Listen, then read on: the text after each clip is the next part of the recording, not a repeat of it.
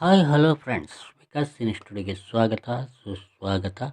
ಯಾರೆಲ್ಲ Vikas cine ಸ್ಟುಡಿಯೋವನ್ನು subscribe ಮಾಡ್ಕೊಂಡಿಲ್ಲ ಅವರೆಲ್ಲ ಸಬ್ಸ್ಕ್ರೈಬ್ ಮಾಡ್ಕೊಳ್ಳಿ ಅಂತ ಹೇಳ್ತಾ, ಬನ್ನಿ ಈ ದಿವಸ ಸಿಂಧು ಲೋಕನಾಥ್ ಅವರು ಅಭಿನಯಿಸಿರ್ತಕ್ಕಂಥ ಚಲನಚಿತ್ರಗಳ ಬಗ್ಗೆ ತಿಳಿಯೋಣ. ಮೊದಲನೆಯದಾಗಿ ಪರಿಚಯ 2009ರಲ್ಲಿ ತೆರೆ ಕಂಡು ಆವ್ರೇಜ್ ಆಯಿತು.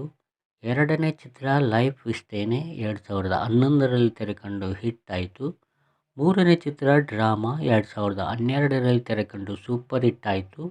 ನಾಲ್ಕನೇ ಚಿತ್ರ ಯಾರೇ ಕೂಗಾಡಲಿ 2012ರಲ್ಲಿ ತೆರೆಕಂಡು ಫ್ಲಾಪ್ ಆಯಿತು.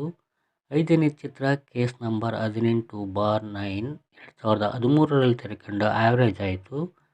ಆರನೇ ಚಿತ್ರ ನನ್ನ ಲೈಫಲ್ಲಿ 2014ರಲ್ಲಿ ತೆರೆಕಂಡು ಫ್ಲಾಪ್ ಆಯಿತು. ಏಳನೇ ಚಿತ್ರ ಎಂದೆಂದೂ ನಿನಗಾಗಿ 2014ರಲ್ಲಿ ತೆರೆಕಂಡು ಆವ್ರೇಜ್ ಆಯಿತು. ಎಂಟನೇ ಚಿತ್ರ ಲವ್ ಇನ್ ಮಂಡ್ಯ 2014ರಲ್ಲಿ ತೆರೆಕಂಡು ಹಿಟ್ ಆಯಿತು. ಒಂಬತ್ತನೇ ಚಿತ್ರ ಜೈ ಬಜರಂಗಬಲಿ 2014ರಲ್ಲಿ ತೆರೆಕಂಡು ಆವ್ರೇಜ್ ಆಯಿತು. ಹತ್ತನೇ ಚಿತ್ರ ಕೃಷ್ಣಲೀಲಾ 2015ರಲ್ಲಿ ತೆರೆಕಂಡು ಸೂಪರ್ ಹಿಟ್ ಆಯಿತು. ಹನ್ನೊಂದನೇ ಚಿತ್ರ ಮಿಸ್ಟರ್ ಐರಾವತ 2015ರಲ್ಲಿ ತೆರೆಕಂಡು ಹಿಟ್ ಆಯಿತು. ಹನ್ನೆರಡನೇ ಚಿತ್ರ ರಾಕ್ಷಸಿ 2015ರಲ್ಲಿ ತೆರೆಕಂಡು ಆವ್ರೇಜ್ ಆಯಿತು. 13ನೇ ಚಿತ್ರ ಈಗೊಂದು ದಿನ 2018ರಲ್ಲಿ ತೆರೆಕಂಡು ಆವ್ರೇಜ್ ಆಯಿತು.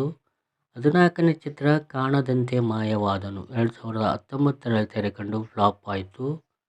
15ನೇ ಚಿತ್ರ ಕೃಷ್ಣ ಟಾಕೀಸ್ 2021ರಲ್ಲಿ ತೆರೆಕಂಡು ಫ್ಲಾಪ್ ಆಯಿತು.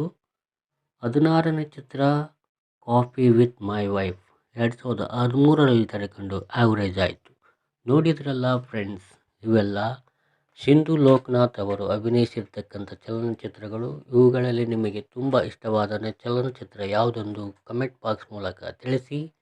ಮತ್ತೆ ಮುಂದಿನ ವಿಡಿಯೋದಲ್ಲಿ ಸಿಗೋಣ. ಅಲ್ಲಿವರೆಗೂ ತಮ್ಮೆಲ್ಲರಿಗೂ ಧನ್ಯವಾದಗಳು.